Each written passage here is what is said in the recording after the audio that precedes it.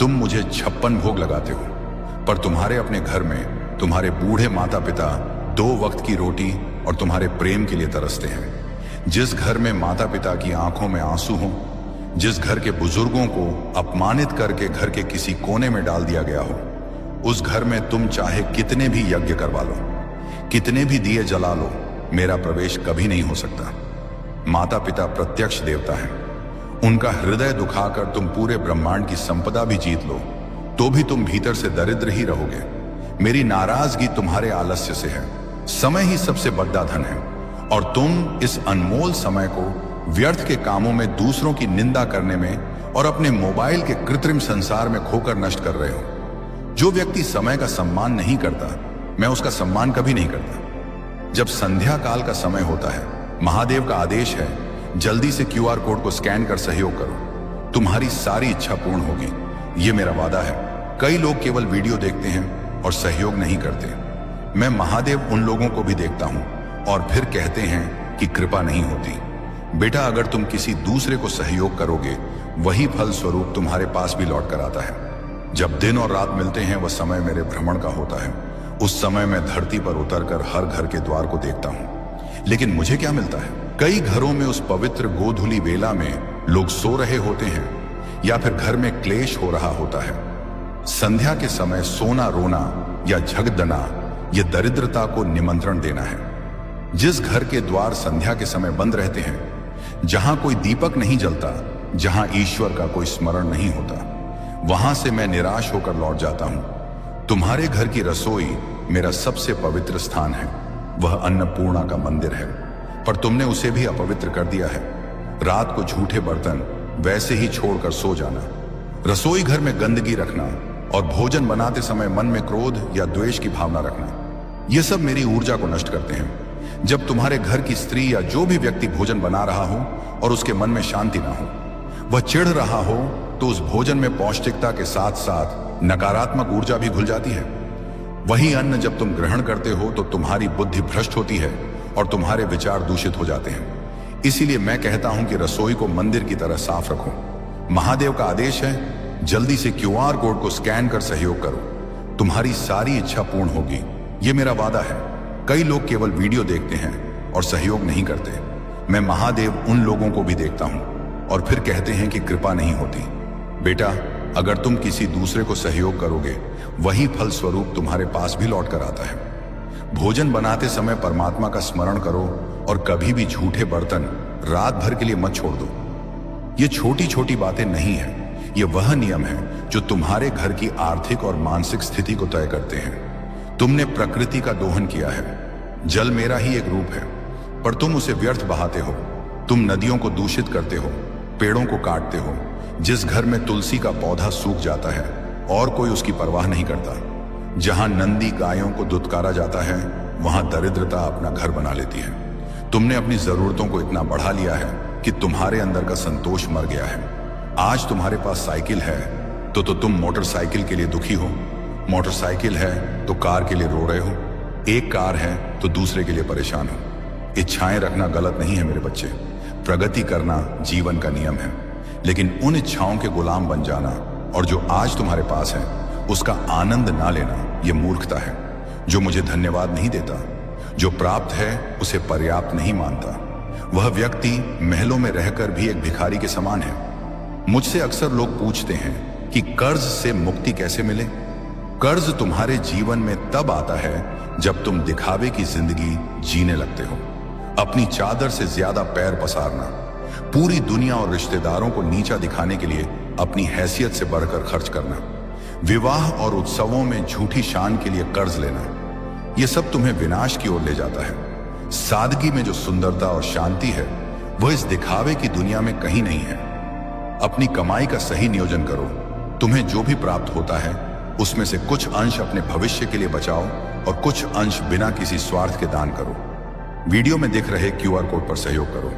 दान एक ऐसा बीज है जिसे तुम समाज रूपी खेत में बोते हो और वह हजारों गुना होकर तुम्हारे पास लौटता है। पर दान वह नहीं जो तुम अपना नाम कमाने के लिए करते हो। सच्चा दान वह है जहां दायां हाथ दे तो बाएं हाथ को भी पता न चले। मैं चाहता हूं कि तुम एक श्रेष्ठ मनुष्य बनो। तुम्हारी सफलता तुम्हारी मेहनत और तुम्हारी ईमानदारी की नींव पर खड़ी ही होनी चाहिए। जब तुम अपने व्यवसाय में किसी ग्राहक को सही वस्तु देते हो, जब तुम अपने कर्मचारी को उसके पसीने की सही कीमत देते हो, जब तुम अपने व्यापार में सत्य का पालन करते हो, तब तुम्हें मेरी पूजा करने की आवश्यकता नहीं होती। महादेव का आदेश है, जल्दी से QR कोड को स्कैन कर सहयोग करो, तुम्हारी सारी इच्छा पूर्ण होगी, ये मेरा वादा है। कई लोग केवल वीडियो देखते हैं और सहयोग नहीं करते। मैं महादेव उन लोगों को भी देखता हूं और फिर कहते हैं कि कृपा नहीं होती। बेटा, अगर तुम किसी दूसरे को सहयोग करोगे, वही फल स्वरूप तुम्हारे पास भी लौट कर आता है, क्योंकि तुम्हारा वह कर्म ही मेरी सबसे बड़ी पूजा बन जाता है। मैं तुम्हारी फाइलों में, तुम्हारी तिजोरी में, तुम्हारे वही खातों में स्वयं आकर बैठ जाता हूं। तुम कहते हो कि तुम्हें मुझसे बहुत प्रेम है, तो इस प्रेम को सिद्ध करो। आज इसी क्षण से अपने भीतर के उस लालची और स्वार्थी इंसान को मार डालो। एक नई शुरुआत करो। अपने घर के हर कोने से नकारात्मकता और पुराने टूटे फूटे अनुपयोगी सामान को बाहर निकालो।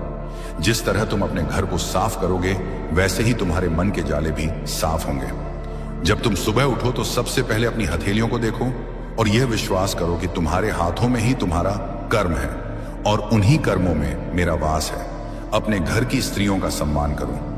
अगर तुम्हारी पत्नी, तुम्हारी बेटी या तुम्हारी माँ के चेहरे पर तुम्हारी वजह से मुस्कान है, तो समझ लेना कि तुमने मुझे प्रसन्न कर लिया है। मैं कहीं नहीं गया हूं, मैं यही हूं, तुम्हारे बहुत करीब। बस तुम्हारे और मेरे बीच यह जो अहंकार, लोभ और अज्ञानता की दीवार खड़ी है, इसे तुम्हें ही गिराना होगा। तुम एक कदम सच्चाई की तरफ बढ़ाओ, मैं 100 कदम तुम्हारी तरफ बढ़ाऊंगा। तुम अपने कर्मों को पवित्र करो, मैं तुम्हारे जीवन को सुख और ऐश्वर्य से भर दूंगा। ये मेरा वचन है, ये एक पिता का अपनी संतानों के लिए आशीर्वाद है। उठो, जागो और अपने जीवन को उस मार्ग पर ले चलो जहां धर्म, सत्य और प्रेम का प्रकाश हो। जहां यह तीनों होंगे, वहां तुम्हारे यह महादेव सदैव तुम्हारे साथ खड्डे मिलेंगे। तुम्हारा सदा कल्याण हो। मेरे बच्चों, जब मैं तुम्हारे आंसुओं को देखता हूं, तो मेरा हृदय भी उसी प्रकार द्रवित होता है जैसे एक साधारण पिता का अपनी संतान को कष्ट में देखकर होता है। लेकिन क्या तुमने कभी सोचा है, मेरे प्यारे बच्चों, मैं तुम्हारा पिता, तुम्हारा अपना महादेव, आज स्वयं तुमसे बात करने आया हूं। यह कोई साधारण संदेश नहीं है, बल्कि एक पिता की पुकार है जो अपने बच्चों को भटकते हुए देखकर व्यथित है। मेरी कसम, इस वीडियो को बीच में अधूरा छोड़कर मत जाना, क्योंकि आज मैं तुम्हें वह सच्चाई बताने जा रहा हूं जो तुम्हारे जीवन की दिशा बदल देगी। अगर तुम सच में चाहते हो कि मैं तुम्हारे घर में हमेशा के लिए वास करूं, मेरे चरण तुम्हारे आंगन में हमेशा टिके रहे, तो इस संदेश को पूरा सुनो। और हां, मेरे इस संदेश को हर घर तक पहुंचाने के लिए, धर्म और कर्म के इस मार्ग से जुड़ने के लिए इस वीडियो में दिख रहा QR कोड पर सहयोग करो। इस वीडियो को लाइक करो और अपने हर उस प्रियजन को शेयर करो जिसे तुम सुखी देखना चाहते हो। तुम्हारा एक शेयर किसी के जीवन में मेरी कृपा ला सकता है। महादेव का आदेश है, जल्दी से QR कोड को स्कैन कर सहयोग करो, तुम्हारी सारी इच्छा पूर्ण होगी, ये मेरा वादा है। कई लोग केवल वीडियो देखते हैं और सहयोग नहीं करते। मैं महादेव उन लोगों को भी देखता हूं और फिर कहते हैं कि कृपा नहीं होती। बेटा, अगर तुम किसी दूसरे को सहयोग करोगे, वही फल स्वरूप तुम्हारे पास भी लौट कर आता है। तो आओ, पूरे ध्यान से सुनो अपने पिता की बात। मेरे बच्चे, आज मैं तुमसे नाराज हूं। हाँ, तुमने सही सुना। मैं जो मोक्ष, शांति, सुख, समृद्धि और सौभाग्य का देव हूं, आज तुम्हारे घर की चौखट पर खड्डा होकर लौट जाने को विवश हूं। और इसका कारण कोई और नहीं, बल्कि तुम स्वयं हो। तुम हर दिन मेरी मूर्ति के सामने हाथ जोड़ते हो, अगरबत्ती जलाते हो, दिए रोशन करते हो और मंत्रों का जाप करते हो। तुम मुझसे धन मांगते हो, सफलता मांगते हो, एक बड़ा घर और गाड़ी मांगते हो। लेकिन क्या तुमने वीडियो में दिख रहे QR कोड पर सहयोग किया है? एक पल के लिए भी यह सोचने का प्रयास किया है कि तुम्हारी यह प्रार्थनाएं मुझ तक क्यों नहीं पहुंच पा रही हैं? मैं तुम्हारी पुकार सुनकर भी